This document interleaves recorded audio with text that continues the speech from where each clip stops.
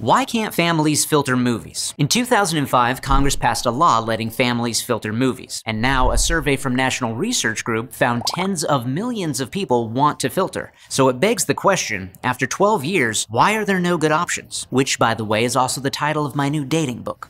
Backstory. Congress passed the Family Movie Act, despite resistance from Hollywood. It allowed that just as a director can choose what to film, a parent at home can choose what to mute and skip, with filtering acting like a remote to make muting and skipping easier. So everyone's rights are protected. Hollywood can't make parents watch everything, and parents can't make Hollywood cut out mature content, or hire women directors. The problem is that even though filtering is legal, it's still not very possible, because Hollywood has blocked 3 major methods. Method 1, license filtering. The studios rejected all VidAngel's requests for licensing, plus more than 30 requests from ClearPlay, another filterer. And sure, we're small companies, but they also turned down a bigger distributor called Google. It's an emerging tech company. Bing it.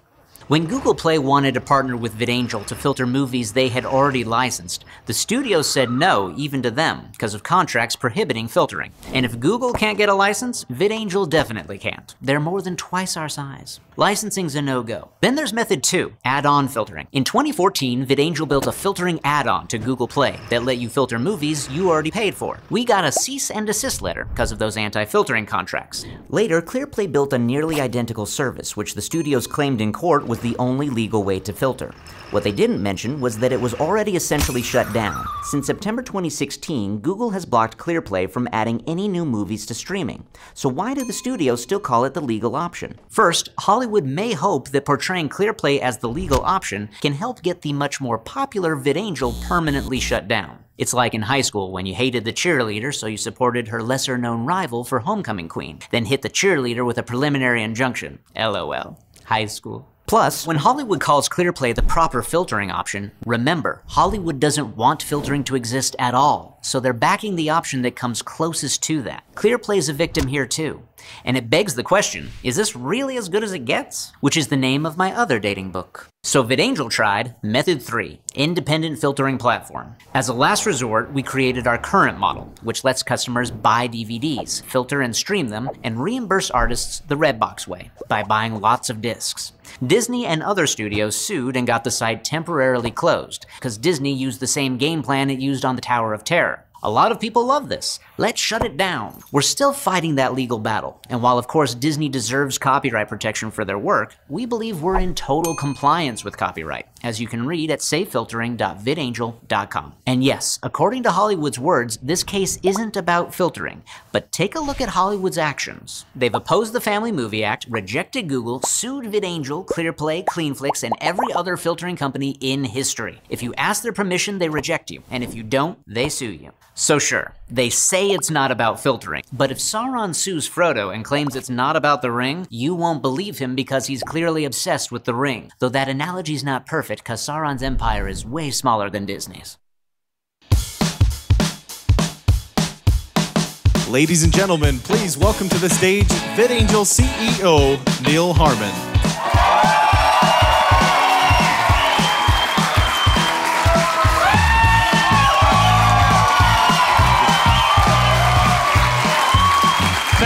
Thank you for being here tonight. Our most faithful fans and the news media and all of you who are on Facebook Live, we really appreciate you being here. Tonight is going to be very worthwhile because we have some really, really, really good news. But before we get into that, we want to give you an update on the industry and the positive things that are happening in the industry right now.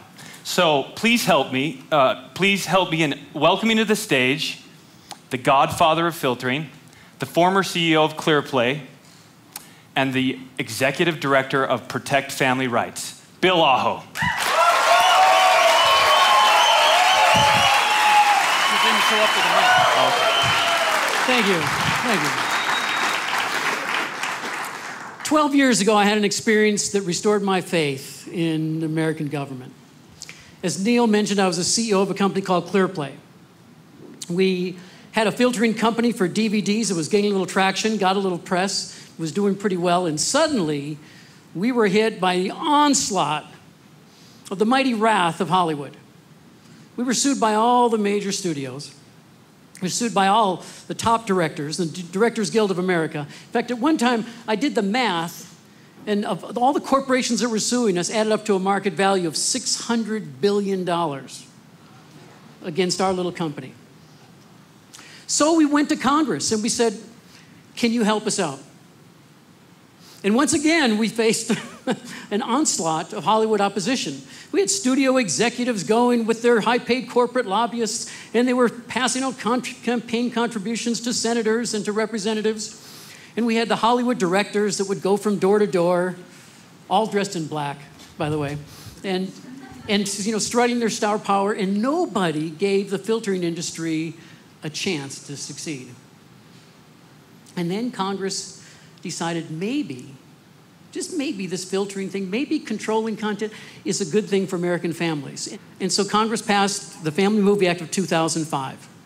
And it basically said you have the right to control how content comes into your home with your family in your living room, that Hollywood can't take that right away from you.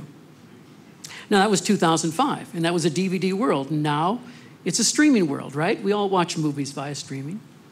And Hollywood is saying, oh, they're seizing this opportunity. They're saying, no, no, no, no, no, no, no. Yes, those rights were granted, but they were DVD only. They don't apply to the streaming world. So we're going to take another shot, Hollywood says, at killing filtering.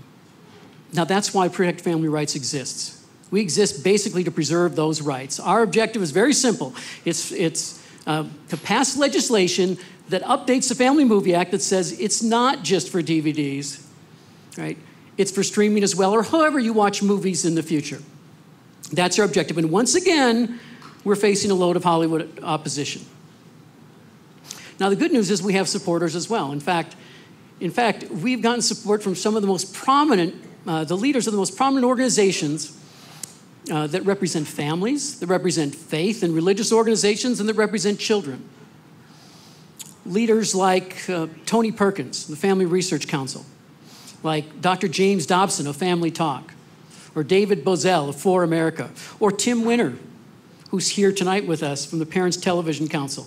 Tim, yeah, please give a hand for Tim. Tim, stand up.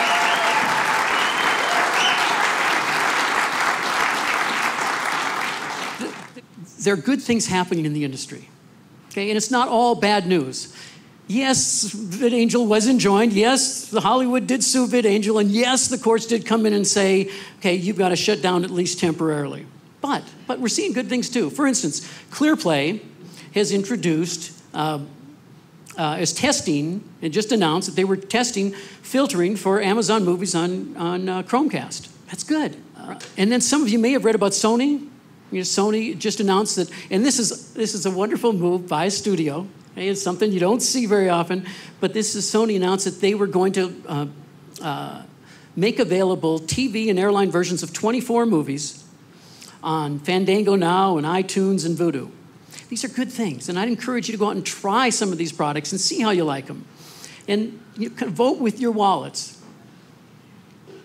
Now, while these are good things, they're not nearly enough. I mean, our organization envisions a world, and just contemplate this for a second, we envision a world where you can filter movies no matter how you watch them. If you're doing Netflix, that works. Amazon, Hulu, whatever streaming service you use, you can filter movies. However you choose to access them, whether it be Chromecast or Roku or Amazon's Fire Stick or your cable or satellite TV providers, that you should be able to filter your content. And left to our own devices, without Hollywood opposition, this would all happen organically. It would all happen through the forces of entrepreneurialism and the advance of technology, and the free market would make that work if there was no Hollywood opposition. But here's something I've learned, and I've got the scars to prove it, and I've learned this through painful experience, is that you can't trust Hollywood to play nice. And you can't believe what they say. I mean, Hollywood, for instance, Hollywood says we don't oppose filtering. And then they put anti-filtering clauses in all of their contracts with directors. Hollywood says, oh, it's not filtering. It's not filtering that bothers us. It's that business model, right? It's the copyright issues. And yet, when our organization put forth legislation right, that specifically prohibited that business model, the studios and the MPA released their lobbyists to oppose it. Hollywood says, oh, this filtering thing, this is a matter of artistic integrity. And yet, when there's enough money on the table, that integrity can be bought and sold. For instance, in the China market, saying, hey, China, you can edit that movie any way you want. Hollywood says, hey, listen, if you don't like the content, just don't go see the movie. And yet, they spend $30 million a movie, sometimes much more than that, convincing not just you, but your children that this is a movie that you have got to see. What Hollywood really wants is to control how you view content in your homes. That's what they want to do. That's not what we want in our organization, obviously. And if it's not what you want, you do have recourse. It's a political issue, there's no doubt about it. And politicians care what their constituencies want. So if this is not what you want, if you believe that filtering is a right that we ought to have, contact your representative or your senator. Let them know. If you want to make an impact, stop by their office. Not many people do that, but if you've got the time, stop by their office. You may only talk to a staffer, you probably will, but your visit will be counted. If you don't have time to do that, go to social media. That's public. Everybody pays attention to that, right? Let them know what you think. Or make a call, even send a letter. This is a political issue and you can make a difference if you believe that filtering is something that should be legal. Now, family filtering is good. It's good for America. It's good for families. It's good for children. And there's no good reason Hollywood should oppose it, but they do. If you want that right, take action. The political process works if you're willing to work it. Make a difference. Thank you. Thank you, Bill. Thank you. All right. Thank you, Bill. That was a great update. So, we all know how to complain when Hollywood does something that we don't like. Let's take this opportunity to thank them for something that they did right. Give it up for Sony, who has now brought airplane-edited movies to our homes. Big round of applause for Sony Pictures. They broke from the rest of the industry. They left the rest of the studios. Go to cleanversionmovies.com. All of you online on Facebook Live, there's 25,000 people watching this. All of you, go to cleanversionmovies.com, rent or purchase a movie. Hollywood is watching to see what happens and what the market demand is for this. So we're really pleased. So give it up for Sony and the filtering industry. So last Thursday, we argued our case at the Ninth Circuit Court of Appeals in Pasadena, California.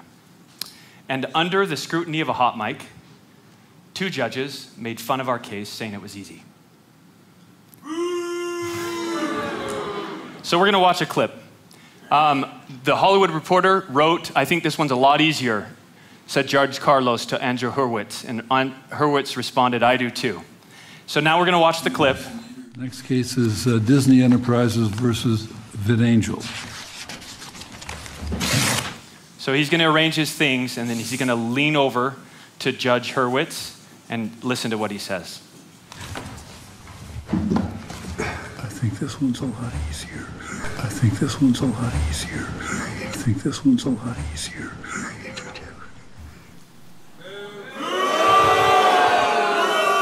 You can understand why many online complained and said, this case was decided before we went into the hearing.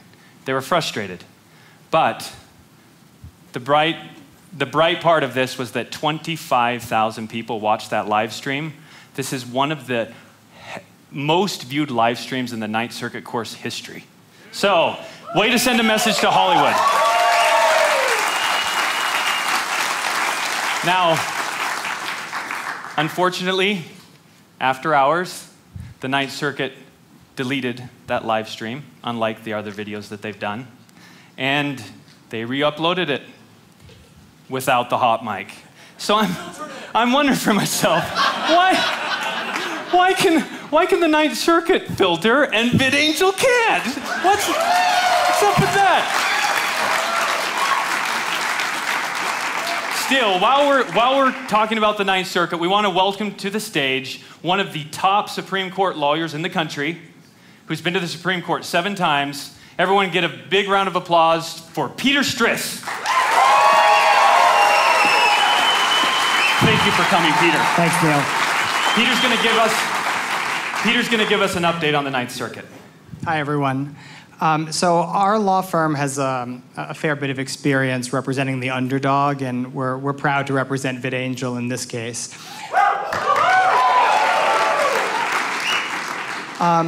As you know, 4 Hollywood movie studios have sued VidAngel, and basically they say that VidAngel is doing 2 things wrong. The first thing they say is that when you buy or rent a DVD or a Blu-ray disc, you have the right to take it and watch it in a DVD player. No kidding. And they say that you have the right to watch it filtered in ClearPlay's DVD player. But their position is that you don't have the right to have that movie streamed to you, whether it's filtered or not. Streaming is a separate thing. And they should be able to charge separately, even for movies that they've sold or that have been rented to people, for the right to stream. We disagree. We think that their position misinterprets the Copyright Act originally, and we certainly think it runs square up against the Family Movie Act. And the whole point of the Family Movie Act was to stop the studios from being able to veto the ability of people to watch movies filtered in their own home. So no case has ever been litigated over the Family Movie Act. This is the first case. It's an important stand, and we're proud to litigate that issue. Now, the studios aren't as excited about litigating that issue, so they make a second argument. They say that VidAngel is a double infringer under something called the Digital Millennium Copyright Act, the DMCA. Because what VidAngel does, and we admit this, is decrypt the discs that we buy so that we can then filter and stream them. Now, the funny thing is, the studios admit, and they have to, that you literally can't watch a disc unless you decrypt it. But they say they've only authorized consumers who buy discs to decrypt it in one way, by putting it in a licensed DVD player. The problem, of course, is that doesn't help streamed filtering. You literally can't stream filter that way. So this is another issue where we just disagree with the studios on the law. But what I want to let you all know is that this particular issue, this DMCA encryption issue, it's actually much bigger than filtering. A lot of groups across the political spectrum, including professors, social critics, even extremely liberal social critics, have fought the studios for years about abusive encryption. And there's a division. This is an issue that has been litigated, and there's a division among federal courts on that encryption question. So at the end of the day, we've made our case before the Ninth Circuit. I'm proud of what we've written and what we've argued, and I think that we're right. But when you have an issue that's divided federal courts around the country, sometimes the only way that that gets resolved is by intervention from the United States Supreme Court. And so I leave you with this. If that becomes necessary, VidAngel knows and its customers should know that we're ready. And to be honest, it won't be our first rodeo. So I thank you for your time. Thank you, Peter. Thank you. Give it up for Peter Stris.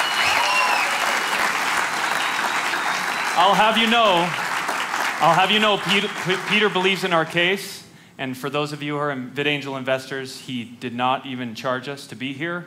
He believes in our case, and like he said, we're well represented. So once again, a round of applause for Peter Stris and his articulate performance.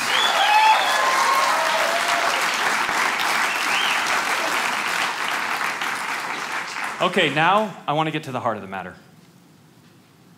What the studios truly want is that filtering be painful and inaccessible. Can you imagine gathering your family around a little computer with your children fighting over who gets the closest spot to the screen to watch a movie? That's not a family movie night. 90% of people today are wanting to watch their streaming movies on modern devices. So I have a question for all of you here. Should you and I be second-class citizens just because we want to filter? No! No way! It doesn't make any sense. VidAngel wants filtering to be easy and accessible. You should be able to filter your movies on your HD TV, on your iPhone, on your iPad, on your Android phone, on Roku, on Xbox, wherever the bleep you want.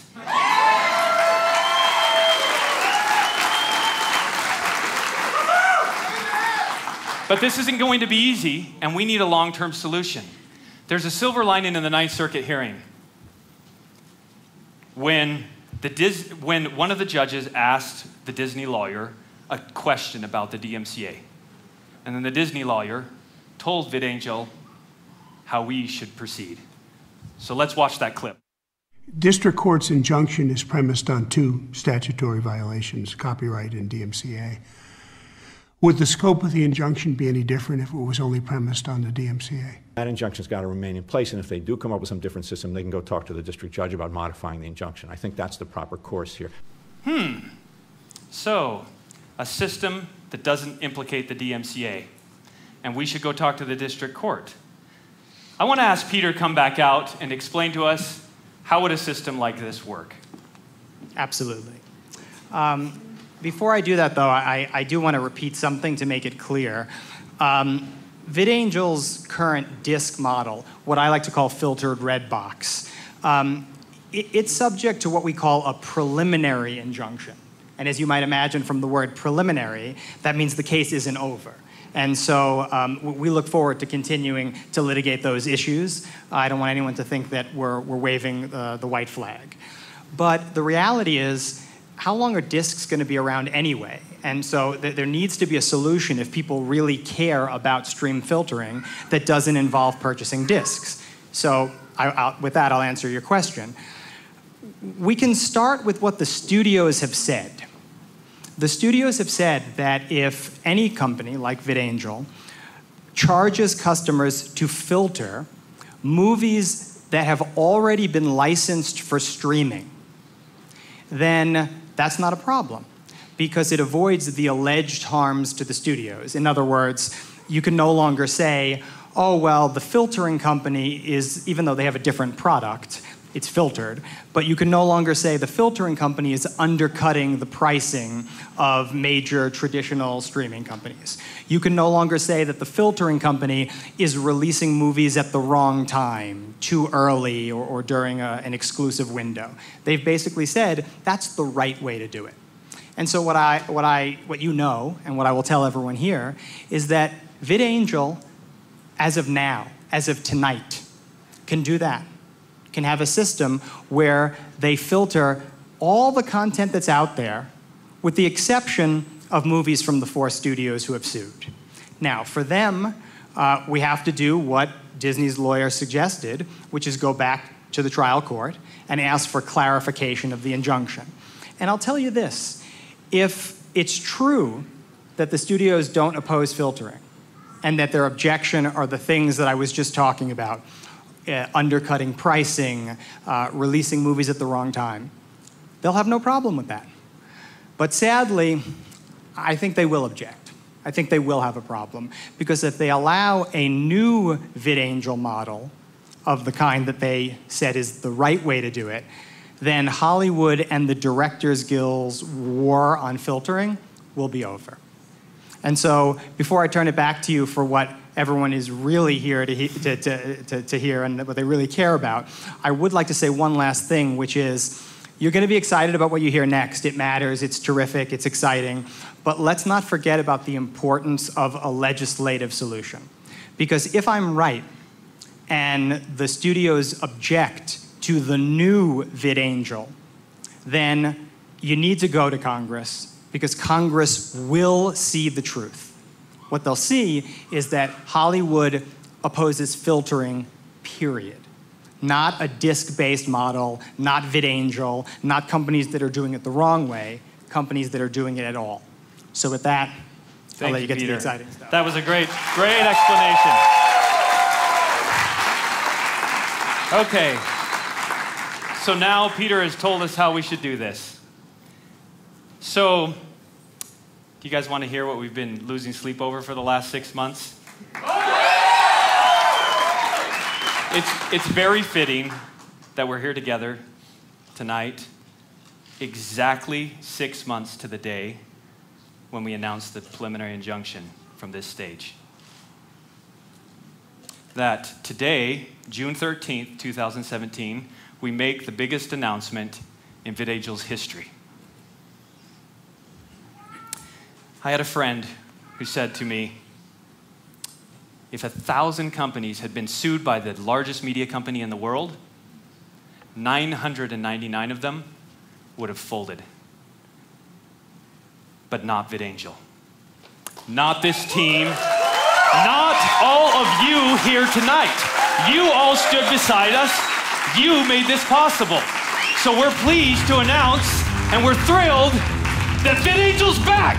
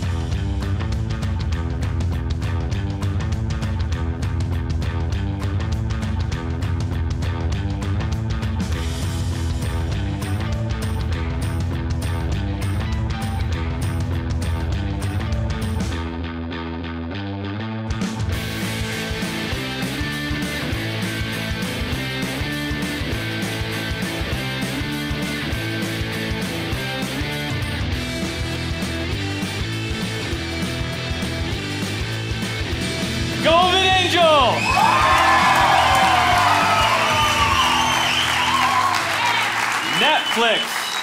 Netflix, Amazon, HBO, all in a weekend since the Ninth Circuit hearing? Yeah! Not bad. So not only have we built a new system, but we also have a new ad for you. So, I need your help. You all helped us get here. So you're all going to help us launch. There's 25,000 of you online. Pull out your phones. And there's something interesting about Facebook. If we share a video without having watched it, then they think, oh, somebody's monkeying with the system and we're not real people. So we're going to prove we're real people. Bring up the VidAngel Facebook page, and you'll find at the top of our Facebook feed our new ad for the new VidAngel. And what we're going to do is we're going to turn down the volume on our devices, and we're going to click play. And simultaneously, we're going to watch our new VidAngel ad, and Ricky is going to turn down the lights so that we can see the new VidAngel ad, and then we're going to click play, and we're going to let it play through with the volume down, and you'll be able to hear the ad here. And then after it's over, I've got some further instructions. So with that, the new VidAngel launch ad. Movie directors say nudity is about art. But then why are women nude in movies 3 times as much as men? Or in Game of Thrones 6 times as much? That doesn't seem like art, unless art is the name of a gross gym teacher. So, is Hollywood bad for your kids? 1. Female nudity and objectification. Hollywood often uses nudity to turn women into sex objects, which is a big problem since studies show women are people. But since producers know that breasts and butts fill up theaters, they use women's naked bodies as advertisements. Just look at all the movie posters that show a woman's body but not her face. Unless a woman is Bigfoot or Sia, you should be able to photograph her face. The problem is, Hollywood makes bank by pornographizing women.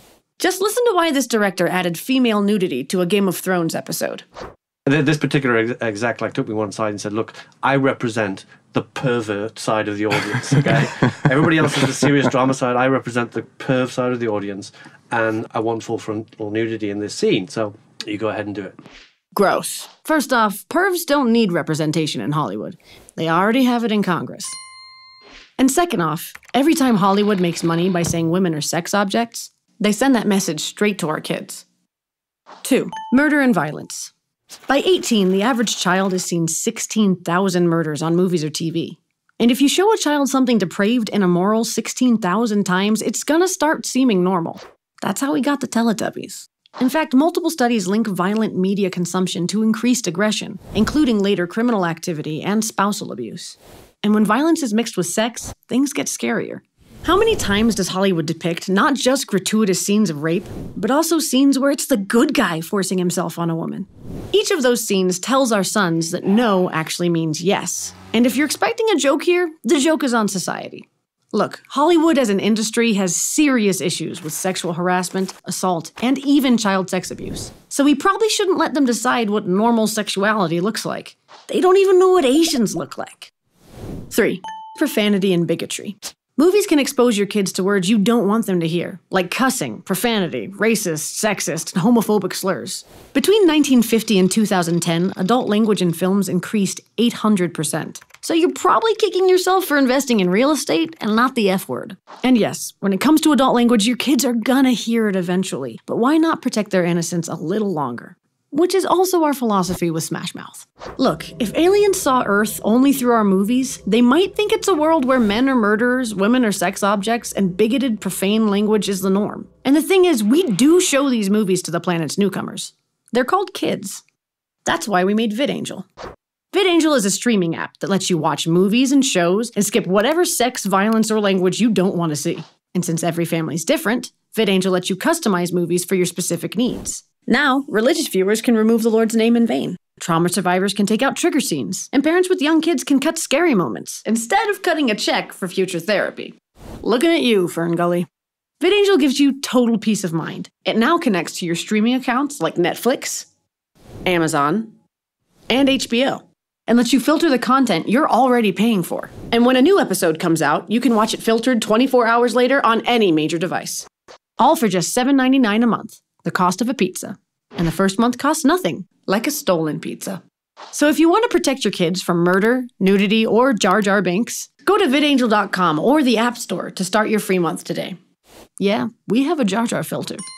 Don't like censorship? Neither do we. We don't force directors to change their scenes. We just let families mute and skip those scenes like they would with a remote. A remote isn't censorship. It's choice. And sure, if you think filtering ruins the art or don't want to give money to a movie that needs filtering, VidAngel's probably not for you, and we respect that. But if skipping that one scene will make your movie night perfect, VidAngel is for you, and we respect that more because you're paying us. Hollywood makes incredible movies and shows, but some parts may be inappropriate for your family. Now you can filter them with VidAngel. So download VidAngel and start your free month today. VidAngel. Watch however the bleep you want.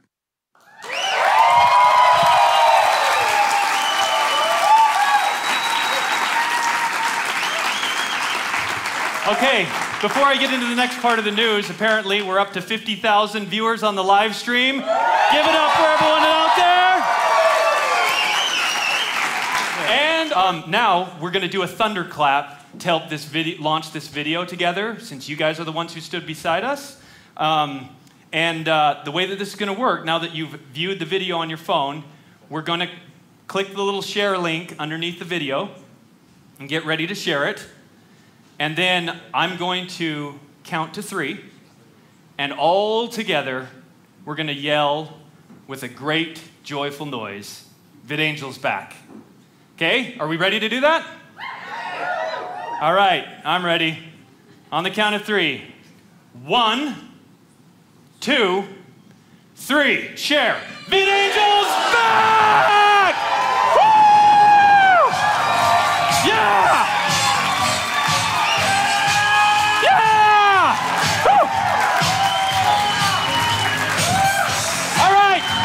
Get on our feet for the VidAngel team. Get up here, guys. I want the team up here. They're the ones who made this possible. The marketing team, the leadership team, the legal team, the content team. the support team, and I want to thank the brilliant engineers who made this possible. Get up on the stage, guys. Come on. We didn't even know this could be done. But these guys did it. These guys did it. Jason, Caleb, Jerem, Darby, Nate, Kevin, Megan, Patrick, Jed, Jeff, Yen, Sierra, Jordan,